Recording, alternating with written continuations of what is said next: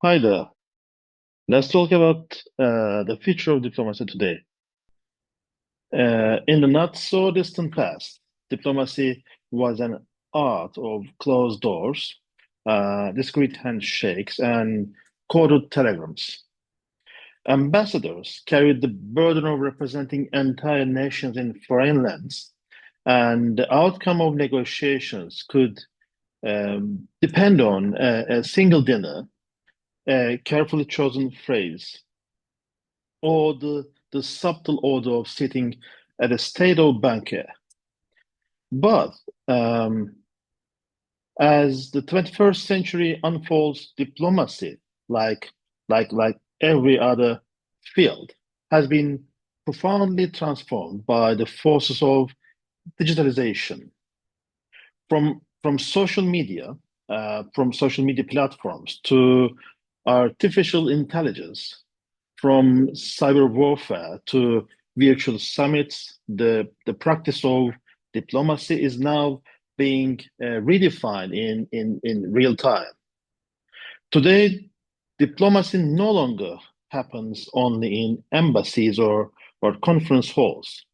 It unfolds on Twitter feeds, Zoom screens, and even in the algorithms of search engines and social networks. The digital age has blurred the boundaries between the formal and the informal, between state and non-state actors, also between truth and manipulation. In this new landscape, diplomats must not only understand international relations, they must also navigate the networks that now shape global perception, influence, and also power. Um, to understand where diplomacy is heading, we first need to understand the depth of the digital revolution that has swept through international relations. In the past, information was scarce, slow, and highly controlled. Diplomatic cables traveled for days, sometimes weeks, from one capital to another one. Nowadays, information moves faster than light, instantly, globally, and uncontrollably. For instance, the Arab Spring was perhaps the first historical moment that fully revealed the new reality of digital diplomacy. Governments, protesters, journalists, and ordinary citizens all use tools to communicate, coordinate, and also influence. During that time, Twitter became a platform not just for commentary, but for mobilization. And also, Facebook pages replaced underground newspapers, and YouTube videos replaced traditional war correspondence.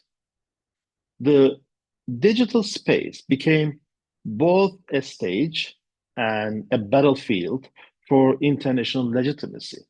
Since then, digital diplomacy has evolved into an essential instrument of foreign policy. Um, Ministries of Foreign Affairs now operate digital departments, ambassadors tweet policy statements, and governments run large-scale social media campaigns aimed at shaping international opinion. A new form of competition has emerged, not for territory, but for attention. Um, Yet, this abundance of information has also opened the floodgates for disinformation. In a world where everyone can speak, the challenge is no longer to make one's voice heard, but to make it trusted.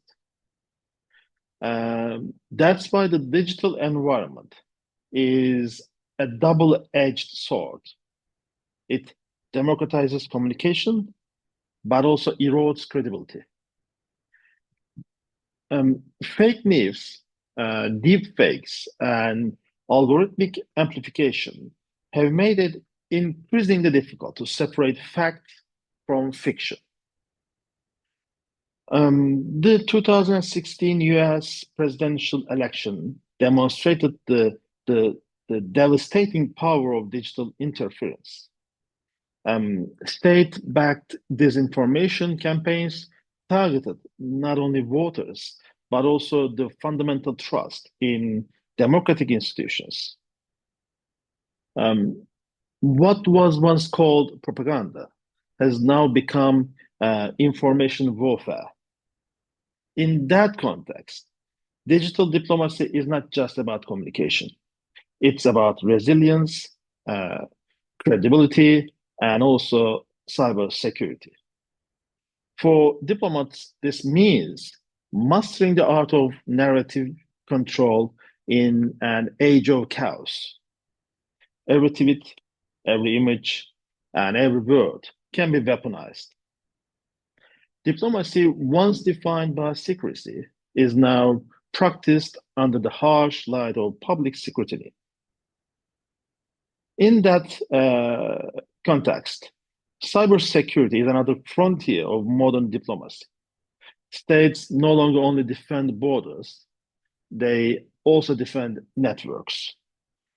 For that account, maybe we can give the attacks on Estonia in 2007 and allegedly carried out by Russian-linked hackers were among the first large-scale cyber attacks that paralyzed a nation's digital infrastructure. Today, cyber incidents are daily occurrences, ranging from election interference to ransomware attacks on hospitals and energy systems. And as a result, cyber diplomacy has become a new domain of negotiation and confrontation. Countries now appoint cyber ambassadors and participate in forums such as the UN's group of governmental experts on information security.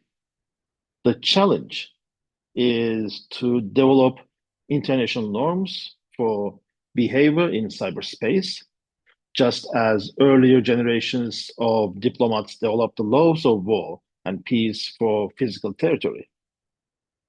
However, the paradox is that cyberspace is both everywhere and also nowhere. It transcends borders, yet every state wants to regulate it. It belongs to no one, yet it can be weaponized by anyone. And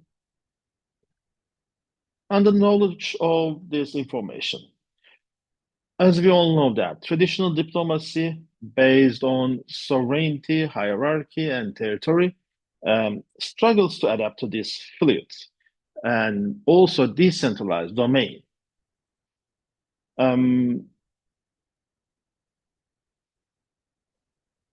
The next great frontier is also artificial intelligence.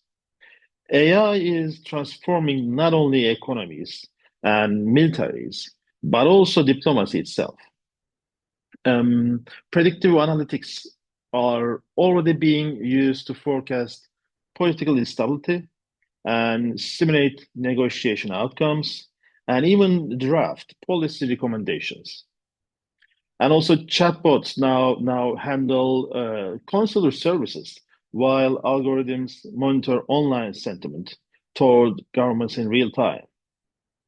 But AI also raises deep ethical and strategic questions, like can a machine interpret the subtle nuances of human emotion, culture, or power dynamics? Or should algorithmic recommendations influence national foreign policy? And what happens when AI generated disinformation becomes indistinguishable from reality? In 2023, the European Union introduced its first major guidelines on trustworthy AI in diplomacy, emphasizing human oversight, transparency, and also accountability. The idea is simple but profound. Technology should serve diplomacy, not replace it.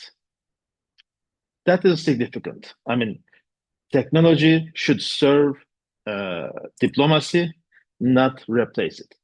Yet, yet, the temptation to automate decision making is strong, especially in a world where speed is seen as strength.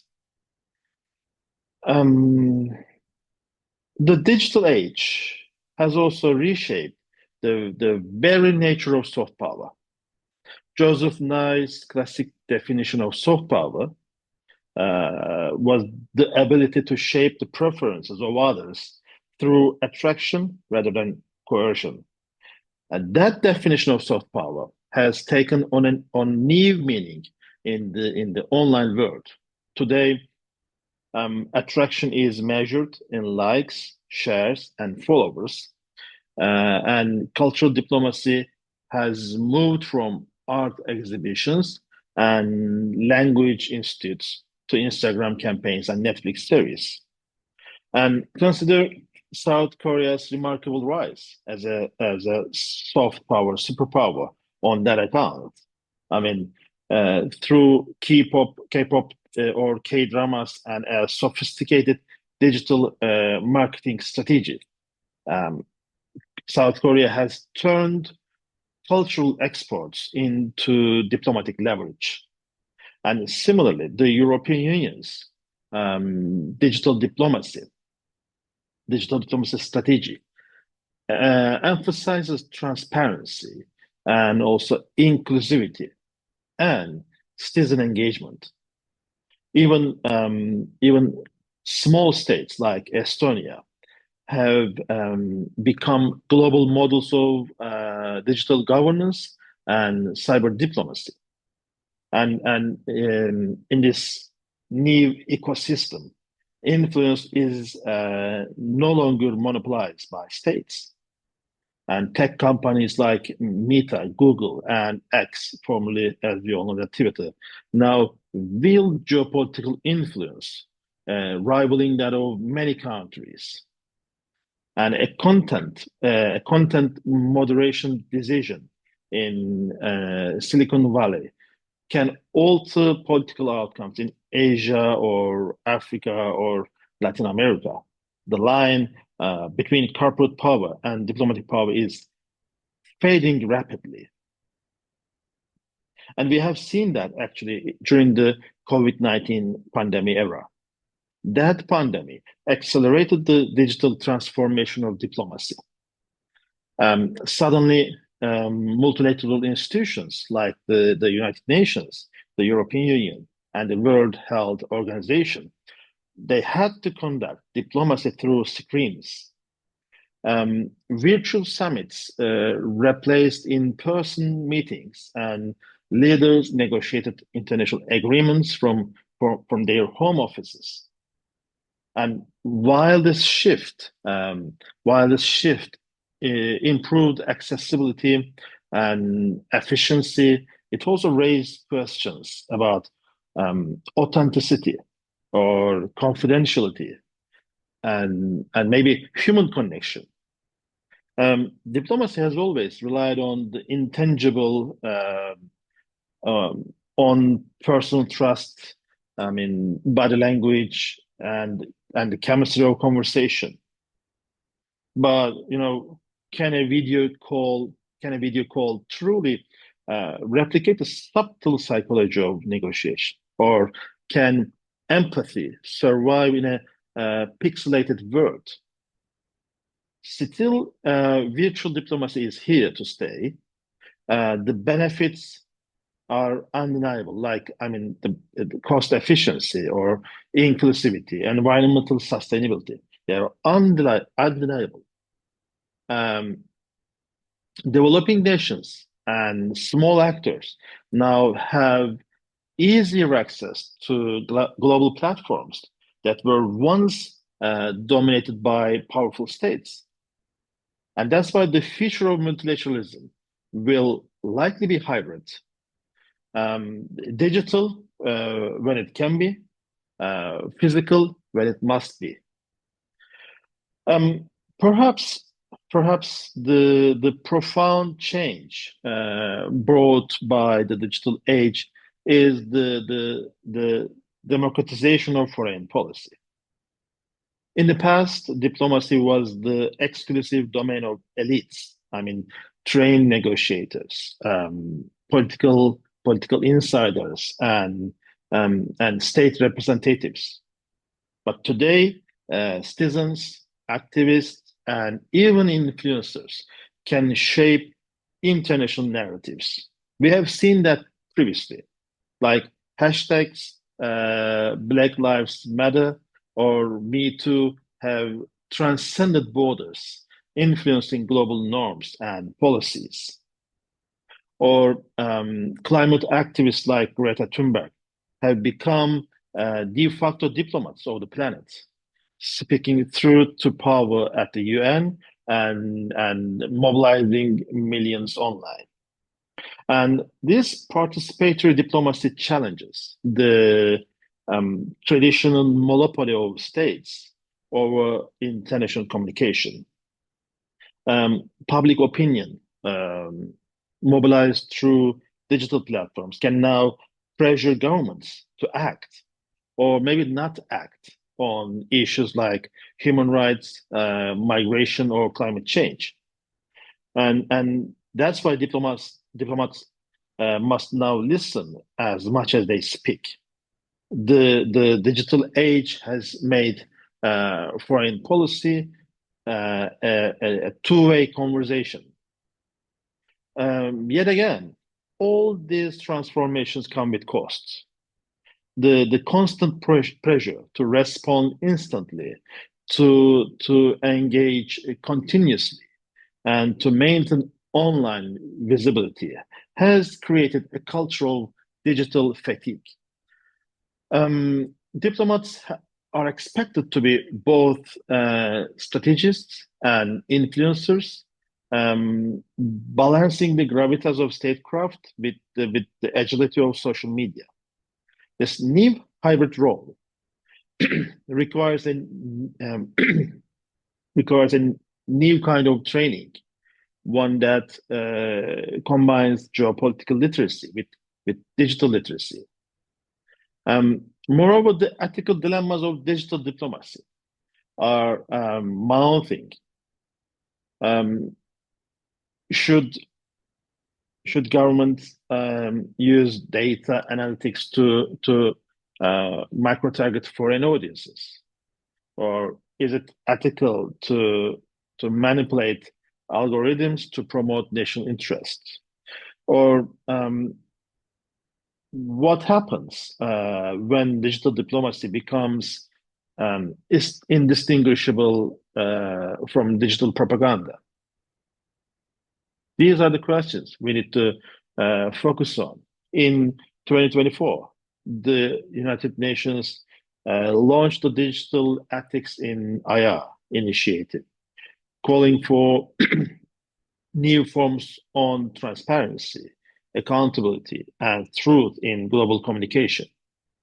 The initiative aims to prevent the militarization of information and to safeguard the integrity of digital public spaces. Um, the future of diplomacy will depend not only on technology, but on the moral choices we make with it. So, what will diplomacy look like in the coming decades? The answer lies in what some scholars call smart diplomacy. a fusion of traditional diplomatic wisdom and, and cutting edge technology. Smart diplomacy recognizes that while tools change, the essence of diplomacy remains the same. I mean, communication, negotiation, and empathy. Um, During that time, AI will assist, but not replace human judgment. Um, Social media will amplify voices, but authenticity will remain the ultimate currency. Cybersecurity will become as vital as physical security. And also, virtual platforms will expand access, but real relationships will continue to matter most. In essence, the diplomats of the future will need to be as comfortable in the digital world as their predecessors were in the corridors of embassies. Um, Education and training will play a crucial role in that process. Diplomatic academies are already incorporating modules on data analysis, cyber policy, and AI ethics. Um, in those academies, young diplomats are being trained not only in negotiation, but in narrative warfare, digital storytelling, um, and online reputation management. And and those diplomats, the digital diplomat, must be a communicator, analyst, and guardian all at once. As a conclusion, at its heart, diplomacy has always been about one thing, and it was human connection. The tools may evolve, but the purpose remains to prevent conflict, build understanding, and create a more peaceful world. The danger of the digital age is that it tempts us to mistake connectivity for connection, information for understanding, and visibility for influence. And that's why the future of diplomacy will depend on our ability to humanize technology or to use digital tools, not as shields or weapons, but as bridges. And the most advanced algorithm cannot replace the empathy that comes from listening, the wisdom that comes from experience, or the trust that comes from eye contact. As we navigate the complex web of digital international relations, we must remember that diplomacy at its best, it's not just a system; it's a dialogue between human beings. Um, the 21st century may well be the century of digital diplomacy, but it will also be a test of whether humanity can keep pace with its own inventions. The nations that master this balance will not only survive the digital revolution, they will also lead it. Thank you for listening and thank you for watching me.